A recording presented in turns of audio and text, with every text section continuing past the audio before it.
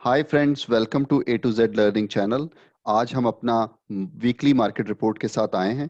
आज इस रिपोर्ट में हमारे साथ जुड़ रहे हैं हमारे इंडिपेंडेंट रिसर्च एनालिस्ट, जो हमारे को शेयर करेंगे उनके क्या व्यू हैं पिछले हफ्ते के बारे में और आने वाले हफ्ते के बारे में। तो ये बहुत ही इम्पोर्टेंट नया सेगमेंट हमने शुरू किया है। ये हमारा तीसरी रिपोर्ट है, तीसरा वीक है जिसमें हम ये लेके आ रहे हैं। तो बिना कोई देरी के हम स्टार्ट करते हैं हमारा वीडियो। पहले पहले मैं वेलकम करता हूं सर, आपका वेलकम हो। Thank you, sir. How are you? Very good जी, वेरी गुड वेरी गुड। आज संडे आफ्टरनून है, तो बिना कोई देरी के हम अपना वीडियो स्टार्ट करते हैं। तो अगर हम जैसे बात करते हैं कि हम 3 पॉइंट में जैसे वीकली मार्केट को कवर करते हैं, तो सर एक बढ़िया रहेगा, आप ये बताइए कि पिछले हफ्ते के बारे में क्या की हाइलाइट्स थे पिछले हफ्ते के। बिल्कुल सर, तो मैं पहले कवर करूंगा कि निफ्टी 50 के बारे में, मैं नंबर्स के बारे में बताऊंगा। तो ओवरऑल जो हमारा निफ्टी 50 इंडेक्स है, जो मेन इंडेक्स है, उसमें हमने देखा कि ये वीक जब हमने शुरू किया था लास्ट वीक, तो हम फ्लैट ओपन हुए थे और उसके बाद भारी गिरावट हुई। तो ऑलमोस्ट 700 पॉइंट तक हमारा इंडेक्स नीचे आया था। लेकिन अल्टीमेटली फ्राइडे को लास्ट सेशन में काफी रिबाउंड हुआ, जिसकी वजह से जो हमारा इंडेक्स है वो पूरे वीक की अगर हम समरी देखें तो 300 पॉइंट रफली नीचे गया है, जो कि 1.9% है। तो ओवरऑल बेयरिश रहा। 4 सेशन पहले ऐसे रहे जिसमें कि जिस पे निफ्टी इंडेक्स खुला उससे कम पे बंद हुआ, और आखिरी दिन भी ऐसा हुआ, लेकिन लास्ट सेशन में थोड़ी सी रिकवरी देखी गई। तो ये तो ओवरऑल हो गया इंडेक्स का। और अगर हम इसकी बात करें कि इस इंडेक्स के पीछे का सेंटीमेंट क्या है मार्केट का, तो अभी मार्केट में बहुत ज्यादा वॉलेटिलिटी है। लास्ट वीक भी ये देखा गया, और उसके रीजन अगर मैं देखूं तो एक तो कोविड। अगर आप कहीं पे भी अभी न्यूज में चेक करें, इंडिया में भी नंबर्स बहुत बढ़ रहे हैं, वर्ल्ड वाइड जगह जगह पे लॉकडाउन लग रहा है। तो बहुत ज्यादा अनसर्टेनिटी है, और एक तरह से ऐसे लग रहा है कि we are repeating what we did last year. तो वो एक अनसर्टेनिटी है जिसकी वजह से वॉलेटिलिटी है। उसके अलावा यूएस, जैसे हमने कवर किया था कि इस लास्ट वीक में फेड की मीटिंग है, जिससे कि बॉन्ड यील्ड में क्या होता है वो एक इम्पॉर्टेंट पॉइंट रहेगा, और वही हुआ। हालांकि वो फेड की मीटिंग में पॉजिटिव डिसीजन ही लिए गए, उन्होंने इंटरेस्ट रेट को नहीं बढ़ाया और सब, लेकिन फिर भी आज की डेट में बॉन्ड यील्ड 1.7 पे है। तो जो कि बहुत ज्यादा हाई है और बहुत ही ज्यादा वोलेटाइल है, और जिसकी वजह से काफी सारा फॉरेन इंस्टीट्यूशनल इन्वेस्टर्स अपना एक्सपेक्टेशन है कि वो आउटफ्लो करेंगे, यहाँ से पैसा निकालेंगे और वो सेफ हेवन में और सेफ उसमें बॉन्ड्स में इन्वेस्ट करेंगे। तो इसकी वजह से काफी वो वॉलेटाइल रहा। तो ये कुछ प्रमुख कारण थे लास्ट वीक के लिए, जिसकी वजह से मार्केट ने काफी ज्यादा डाउनसाइड दिखाई। और अब मैं क्विकली उसको कवर करूंगा। अगर हम सेक्टर स्पेसिफिक बात करें, तो सारे सेक्टर्स में हमने देखा कि वहां पे गिरावट देखी गई, वो चाहे बैंकिंग एंड फाइनेंस हो, कैपिटल गुड्स हो, ऑटो हो, फार्मा हो, आईटी हो। सिर्फ एक सेक्टर था जो कि पॉजिटिव पिछले वीक में रहा, एफएमसीजी, जिसमें कि आईटीसी में एक डीमर्जर की न्यूज थी, जिसकी वजह से वो काफी अच्छा उसमें अपसाइड देखी गई, और भी एचयूएल, ब्रिटानिया वगैरह में भी अच्छी आई। तो ये एक सेक्टर था जो काफी टाइम से शायद अच्छा नहीं कर रहा था, इसलिए रीबाउंड था, बट अदर देन दैट सारे सेक्टर्स में गिरावट देखी गई। तो ये ओवरऑल इफ आई समराइज, तो यही रहा कि वॉलेटिलिटी रही मार्केट में, और अभी भी बेयरिश है, जबकि हमने लास्ट सेशन में देखा कि थोड़ा सा पॉजिटिविटी आई है, बट स्टिल ये काफी बेयरिश मार्केट रही। तो ये एक समरी है सर। Thank you sir. नहीं, बिल्कुल आपने सही एकदम बताया। फेड मीटिंग के बारे में हमने पिछले हफ्ते भी बात की थी, और वॉलेटिलिटी और कोविड का जो रिस्क जो आपने हाईलाइट किया, आई थिंक वो तो बहुत ही इंपॉर्टेंट है आज की डेट में। आप अगर किसी भी कंट्री को बात करें, इंडिया के किसी भी स्टेट की बात करें, सब जगह अपवर्ड ट्रेंड ही है। तो हाँ, क्लियरली लास्ट वीक की समरी ये रही। चलिए सर, ये हमें बताइए कि आने वाले हफ्ते में हमारे इन्वेस्टर्स, हमारे व्यूअर्स क्या एक्सपेक्ट कर सकते हैं। जी बिल्कुल, अगला हफ्ता मुझे लगता है कि वही रहेगा जो कि हमने लास्ट वीक में देखा। तो अगर मुझे एक वर्ड में समराइज करना हो तो वॉलेटिलिटी अगले वीक में भी देखी जा सकती है। और उसके जो प्रमुख कारण हैं, एक तो मंथली एक्सपायरी है इस वीक में, इतनी सारी वॉलेटिलिटी के बीच में लास्ट 2-3 वीक में जो मार्केट जिगजैग ढंग से मूव कर रही है, उसकी उसकी वजह से ये मंथली एक्सपायरी इंटरेस्टिंग होगी। इसके अलावा कोविड-19 जैसे कि मैंने कवर किया, जिसने पिछले वीक को भी इम्पैक्ट किया, और नेक्स्ट वीक में भी जैसे जैसे डेली केसेस बढ़ रहे हैं, और अगर आप अभी देखें तो मैं लेटेस्ट पढ़ रहा था कि जो हमारे एक्टिव केसेस 1.5 लाख थे इंडिया में, अब वो क्लोज टू 3 लाख हो गए हैं। तो वो एक बहुत बड़ा फैक्टर रहेगा कि वो किस डायरेक्शन में जाता है। अगर वो काफी बिगड़ता है, लॉकडाउन होता है, तो मार्केट में काफी ज्यादा मतलब करेक्शन आ सकती है उसकी वजह से। और अगर वहां पे कुछ इंप्रूवमेंट होती है, क्योंकि वैक्सीन रोल आउट भी काफी अच्छे से चल रहा है, तो वो थोड़ा पॉजिटिव होगा। तो ये एक अनसर्टेन फैक्टर है, बट वेरी इंपॉर्टेंट। और इसके अलावा हम अगर देखें यूएस बॉन्ड यील्ड, जो कि जैसे कि पिछला वीक में भी वो एक मेजर फैक्टर रहा, अगले वीक में भी वो कैसा जाता है, तो उसमें जो चांसेस हैं कि अभी जैसे अगर हम पॉजिटिव साइड में देखें तो यूएस में जीडीपी फोरकास्ट अच्छा आया है, अनएम्प्लॉयमेंट रेट को नीचे गिर रहा है, ओवरऑल इन्फ्लेशन बढ़ने के बाद भी रेट नहीं बढ़ाया गया है। तो ये कुछ रीजन है जिससे कि इकोनॉमी में रिकवरी के साइन हैं, जो कि एक मतलब फॉरेन इंस्टीट्यूशनल इन्वेस्टर के लिए पॉजिटिव है कि वो इक्विटी में रहें। लेकिन जो साथ साथ में वर्ल्ड वाइड कोविड के केसेस बढ़ रहे हैं, और ये बहुत मतलब अल्टीमेटली लाइक बॉन्ड यील्ड से उनको ज्यादा इंटरेस्ट मिल रहा है, तो वो एक रीजन है कि वो अभी भी कुछ पैसा इक्विटी से निकाल के उसमें इन्वेस्ट कर सकते हैं। तो ये बॉन्ड यील्ड भी कैसे रिएक्ट करता है और फॉरेन इंस्टीट्यूशनल इन्वेस्टर उस पर कैसा डिसीजन लेते हैं, ये भी बहुत इंपॉर्टेंट फैक्टर रहेगा। अगेन अनसर्टेन, आई मतलब मैं बता नहीं सकता कि किस डायरेक्शन में जाएगा, बट हमको इस पे नजर रखनी चाहिए। और इसके अलावा अगर मैं इंडिया की बात करूं, तो इंडिया में क्योंकि कोविड के केसेस वर्ल्ड वाइड बढ़ रहे हैं, तो उसकी वजह से ऑयल प्राइसेस गिर रहे हैं, क्योंकि वहां पे डिमांड की उम्मीद है कि डिमांड कम होगी अगर कुछ लॉकडाउन लगता है, जो कि इंडिया जैसे कंट्रीज के लिए काफी पॉजिटिव है, क्योंकि हम लोग काफी इंपोर्ट करते हैं ऑयल का। तो वो एक पॉजिटिव है। तो कुछ बहुत ही पॉजिटिव हैं और कुछ बहुत ही ज्यादा नेगेटिव हैं। अब किस डायरेक्शन में किसका पलड़ा भारी पड़ता है वो बहुत इंपॉर्टेंट होगा, और उसके हिसाब से मार्केट रिएक्ट करेगी। लेकिन अगर मुझे रेंज देनी हो अगर अगले वीक के लिए, तो मैं बोलूंगा 14,300 का लेवल निफ्टी 50 के लिए स्ट्रॉन्ग सपोर्ट का होगा। अगर वहां पे मार्केट जाती है तो आप देख सकते हैं कि वो एक स्ट्रॉन्ग सपोर्ट होगी, और 15,000 को क्रॉस करना ऊपर की साइड से काफी मुश्किल होगा। तो ये ओवरऑल मार्केट का मेरा व्यू पॉइंट है नेक्स्ट वीक के लिए सर।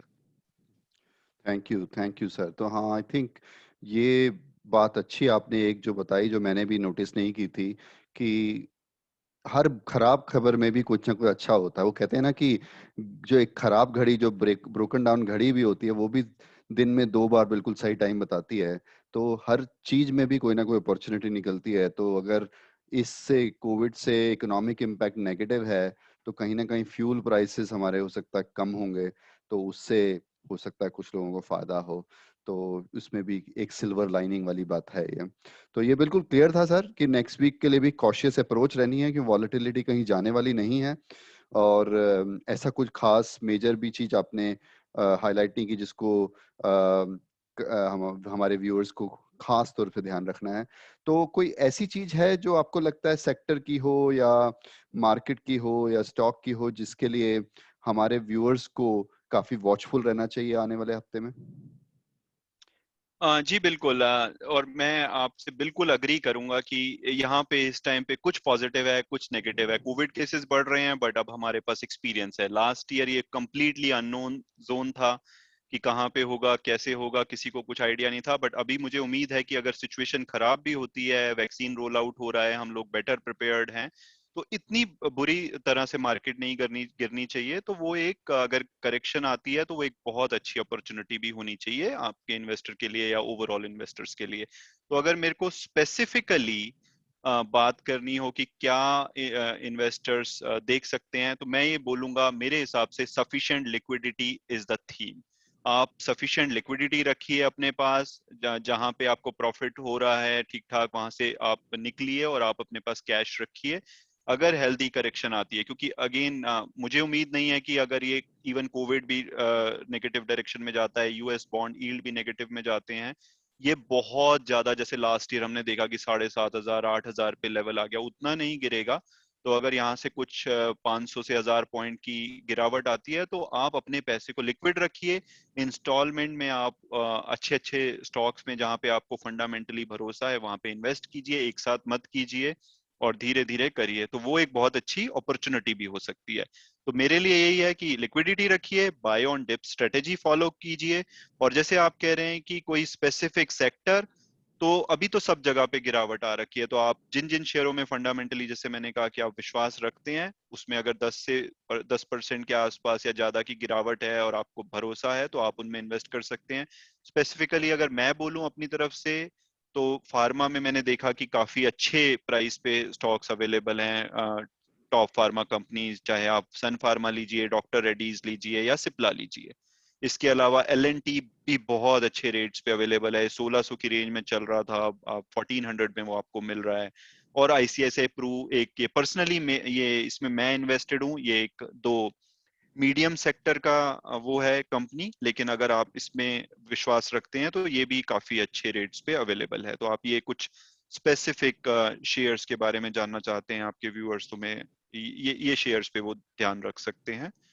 और इसके अलावा जो नेक्स्ट वीक की और बड़ी खबर रहेंगी, एक बड़ा आईपीओ आने वाला है, Barbeque Nation. I am sure कि हम सब ने कभी ना कभी इस रेस्टोरेंट में विजिट किया होगा और काफी अच्छा इनका थीम है, काफी अच्छा इसकी ओवरऑल लाइक रेपुटेशन है।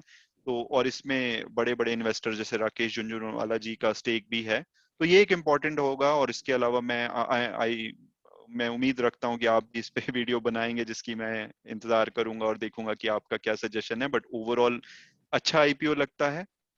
और इसके अलावा जो लास्ट वीक में जो 4 आईपीओज आए थे, मतलब ज्यादा आए थे, बट उसमें से 4 आईपीओज इस वीक में लिस्ट होंगे।